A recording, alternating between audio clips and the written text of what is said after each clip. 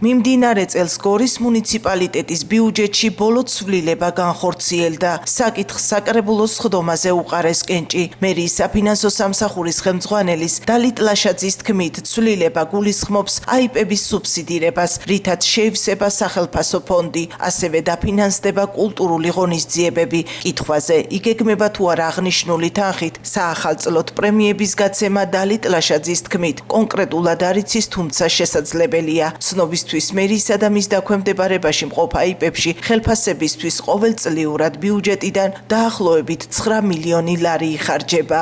გამოტანილი იყო დღის წესრიგის ერთი საკითხი, ეს იყო 25 წლის ბიუჯეტის ცვლილება, რომელიც მოიცავს ძირითადად აიპებისთვის სუბსიდირების გაზრდას, რომელიც ითვალისწინებს ხელფასის ფონდის შევსებას და კიდევ სპორტული ღონისძიებების ხელშეწყობის სუბსიდირება იყო გამოტანილი. სხვა ინფრასტრუქტურული ან სხვა ღონისძიებების შესახებ უკვე აღარ ხდება ბიუჯეტში ცვლილებები, წლის ბოლოს უკვე კორექტირდება სხვადასხვა მუხლები და სხვადასხვა დეფიციტები ივსება.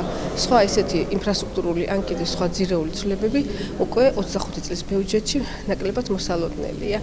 ხელფასების სუბსიდირება მოხდება, პრემიები გაიუხსება. შეიძლება ზუსტად რა თქმა უნდა ამის თქმა არ შემიძლია, მაგრამ ფინანსური უზრუნველყოფა ხელფასის ფონდისა შეივსო ყველა ფონდი. გახდა საჭირო თუ უშუალოდ პრემიებისთვის არ იყო შევსებული, კი, არ იყო შევსებული წლის დასაწყისში განხორციელდა მატება და ეტაპობრივად შეივსო სუბსიდირება გაკეთდა აიპების ხელფასების ფონდის. ეტაპობრივად, რომ ეს პრობლემა ბიუჯეტისთვის დასაწყისში რთული იყო ერთდროულად ფინანსური რესურსის გამონახვა და მთლიანად უზრუნველყოფა ამ ფონდის და წლის განმავლობაში რამდენჯერმე მოხდა სუბსიდირების დამატება აიპებზე და ბოლოს უკვე რა სხვაობებიც იყო დარჩენილი, ბოლოს უკვე შეივსო ეს სხვაობები ხელფასის ფონდის.